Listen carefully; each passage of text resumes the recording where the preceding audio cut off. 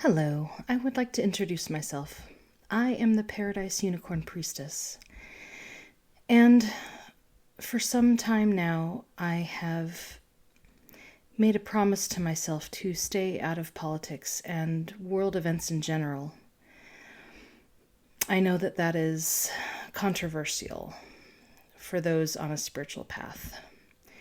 To be or not to be involved, that is the question. Well, when I heard that Biden was dropping out of the race and Kamala was stepping in, I felt such a breath of fresh air, and I said, "Oh, this is it. This is the way. This is the way forward." And I was so encouraged. Now, I still stayed out of politics, current events, until the night of the election. I took a peek before going to bed, and something felt very, very wrong. And then, unknowingly, I joined the 4 a.m. club of dreaming women. Yeah, I woke up in the night, took another peek, and said, something is very, very, very wrong. So, perhaps in an effort to keep my sanity, I began taking a look at who else was feeling what I was feeling. And as a result, I found so many wonderful and interesting people who were speaking up and telling what their intuition was saying. And I listened, and I paid attention, and I said, well, I will be a witness in this. And here we are on the other side of January 20th. And I was listening to some of the people that I have come to very much appreciate and admire, and was being introduced to yet new people who were part of this connectiveness. And I've had some thoughts on and off that I would like to share. So that is why I am taking this moment to say some things. So, first of all, I don't know how many of you are familiar with Frank Herbert's story of Dune. It was actually the first set of audiobooks I ever listened to. There were people who used intuition and their other spiritual gifts to try and create a beneficial path for humanity. And someone who was to play a particular role, out of love, she took a different path. This was very unexpected, and it changed the path of what happened.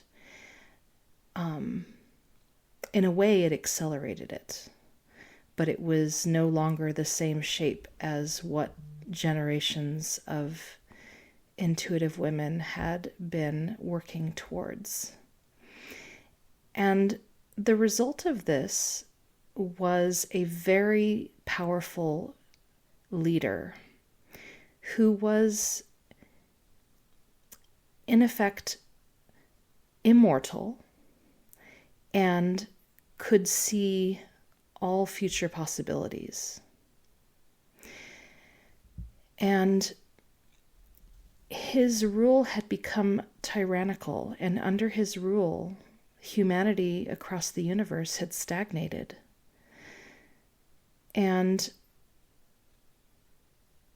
it seems from what I remember of the story, that this very powerful and immortal leader was torn, that he very much wanted to continue.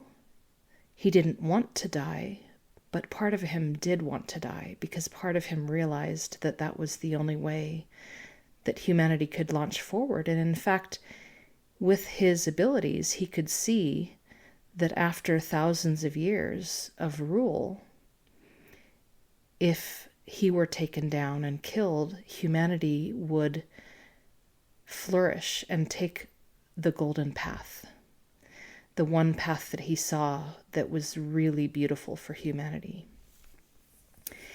And in the story, he creates a woman who, in essence, is invisible to his ability to see the future.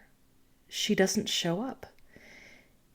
And he even falls in love with her. And she ends up being his downfall. And indeed, when he passes away, humanity does, in fact, explode onto this beautiful golden path that he foresaw. Okay, now that I have told that story, and please forgive me if I got details wrong, it has been a long time since I read it.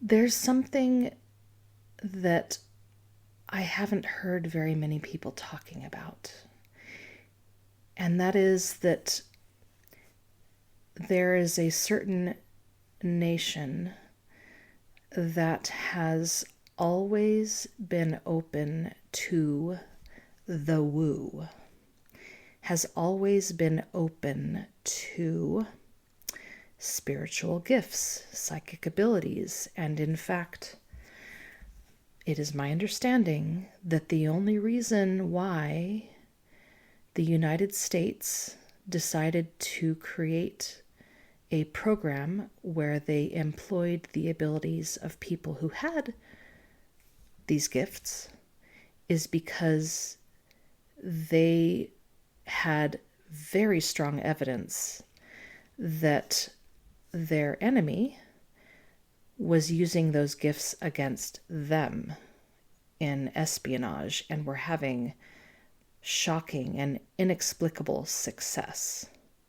And that is why the United States decided to take these things seriously. All right, so set that aside. For the most part, the culture in the United States still does not accept that these gifts even exist.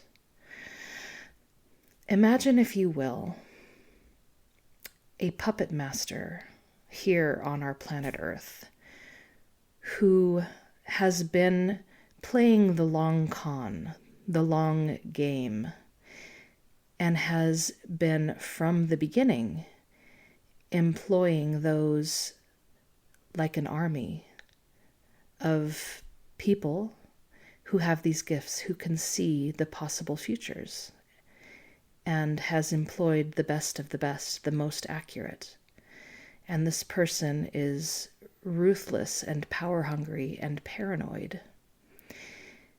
What if all of the ways, subtle and not so subtle, that this person has been interfering, tampering, war-making, what if every action taken was being guided by not just one, but an army of people who have very clear ability to see future probabilities? Well, you might understand why trying to overcome that would be a challenge. And as I watched many tarot readers and many intuitives, I saw the card, the Two of Swords, come up a lot, which suggests a crossroads and suggested to me that somebody had a choice to make. Now, what I have learned of our universe is that free will is honored. And that if we are to take a beautiful path, and if we are all one, then we are best off bringing with us as many as we can and letting them come to their own awakening and their own realization. The path forward may need to be the path that is the most convincing to the most people in the greatest unity. And sometimes the way people come together is when there is one thing that seems to be threatening all of them at the same time. So it also may be that part of the power control that this one person has been wielding is hard for us to wrap our minds around how tight that control is, how complete. Now, on the spiritual path I follow, I am being asked by my teacher to consider that every particle of our universe, every soul, is absolutely essential to the story playing out and to all of us returning to the one. Everyone is crucial to the plan, to the path.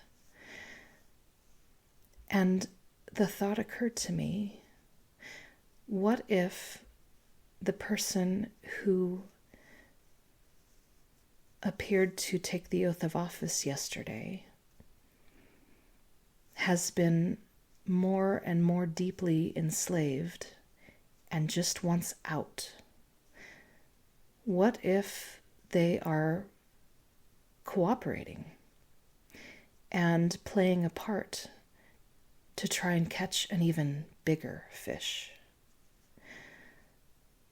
What if everyone is working together to bring down the one who is the puppet master? Just a thought. What if the timeline keeps changing because the army of those with the ability to see the future are helping the puppet master to make changes in the moment that are most likely to bring about the timeline preferred by the puppet master?